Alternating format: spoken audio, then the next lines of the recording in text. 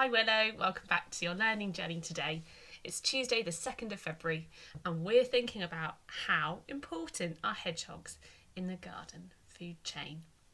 Well done for all of your work yesterday, deciding whether animals were carnivores, herbivores or omnivores.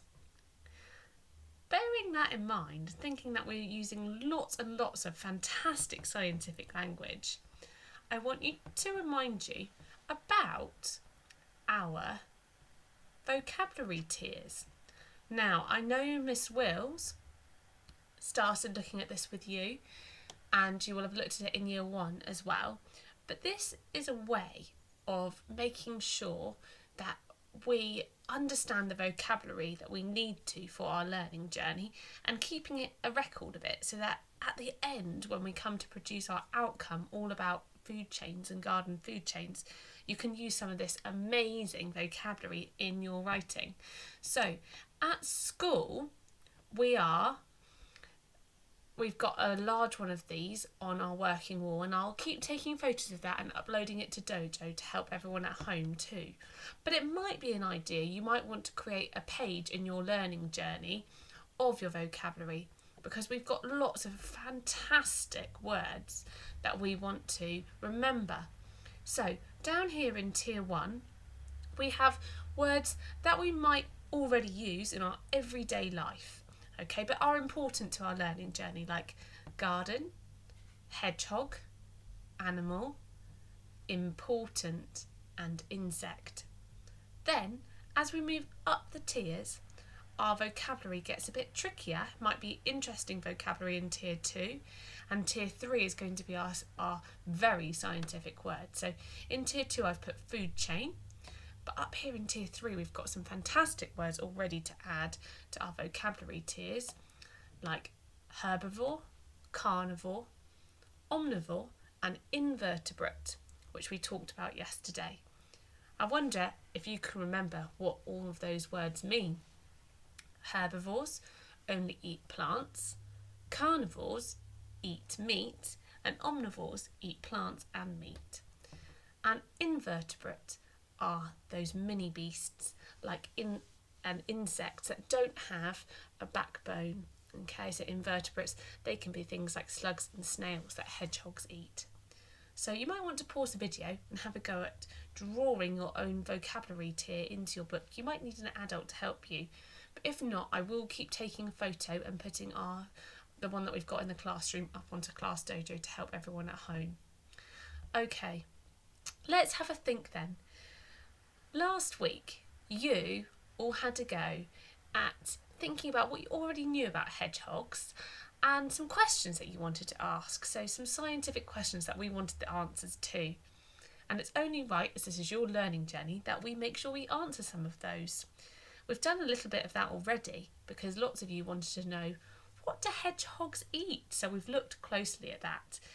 And now today we're going to think a bit more about hedgehogs and hibernation. Now some of you said you knew that hedgehogs hibernate. Others of you asked the question, do hedgehogs hibernate? So we're going to look at that today. Okay, oh, what's this little cute animal here? Do you know? What is hibernation? Let's have a think then. Hibernation is a way that some animals survive through the winter. They find a safe place and fall into a very deep sleep. When the temperature is warmer in the spring, they wake up again. Whilst animals are hibernating, their body temperature drops and their breathing slows down. Did you know, while bears tend to slow down during the winter, they're not true hibernators. Black bears, grizzly bears and brown bears do go into a deep sleep during winter months, known as torpor. Okay, so hibernation is when, during the winter time, when animals slow their bodies right down to preserve their energy because they might not be able to get access to as much food as they want. Okay, let's have a think. So, when it's the winter time, because the weather's cold, it's really difficult to find food, and they need to keep that energy stored away. Oh, look, here's our friend from the garden, the hedgehog. Now, at this time of year, we're not going to see hedgehogs because they are hibernating. So they hibernate from about November time and they come out in springtime, so about March. So at the moment, they will probably be hidden away somewhere, having a nice, cosy, deep, deep sleep, getting ready for the spring. But how do they get ready to hibernate? So, many get ready by eating extra food. So it's really important to make sure that we're looking after our hedgehogs and perhaps even putting food out just before they hibernate. But remember, putting the right food out. They store this as fat in their bodies, which helps to keep them alive during the winter. Animals usually find a safe, quiet and warm place to hibernate. Some animals go underground and make their hibernation sites comfortable by lining them with grass and leaves. Oh, someone asked what sort of bed they might have. Well, there you are. They want to make them nice and comfy and prepare themselves with grass and leaves. Okay. Oh, there we go. So, let's have a think. Some animals that hibernate. So, hedgehogs, as I said, usually hibernate from November and December all the way through to March and April. Sometimes hedgehogs hibernate under hedges or in old rabbit burrows. They make their hibernation site comfortable by using old dry leaves and grass. Bats also hibernate at about the same time of year. They often hibernate in buildings that aren't being used anymore, in old trees or caves. Bats sometimes hibernate on their own or in small groups.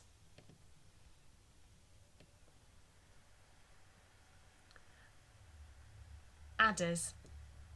Adders, which is a snake that's found in the UK, hibernate from October each year and come out at different times during the spring, depending on the weather. So when it's nicer, they would come out. Adders follow scent trails left by other adders to find their way back to their hibernation sites. That's interesting, isn't it? So, lots of animals hibernate during the winter. Not all animals, but some animals are found in our garden. This animal here, like I said, do you know what it is? It's a little mouse, isn't it? So, your task for today is this. I would like you to draw a table, or I'll put one on Class Dojo so it's already drawn for you. And I would like you to think about some animals that you know that hibernate and don't hibernate.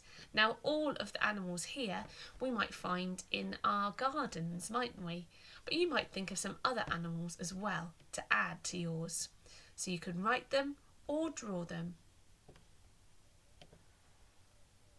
You may want to do some more of your own research, and I'll put some websites up on Class Dojo to help you to find out about more animals which hibernate and some that don't.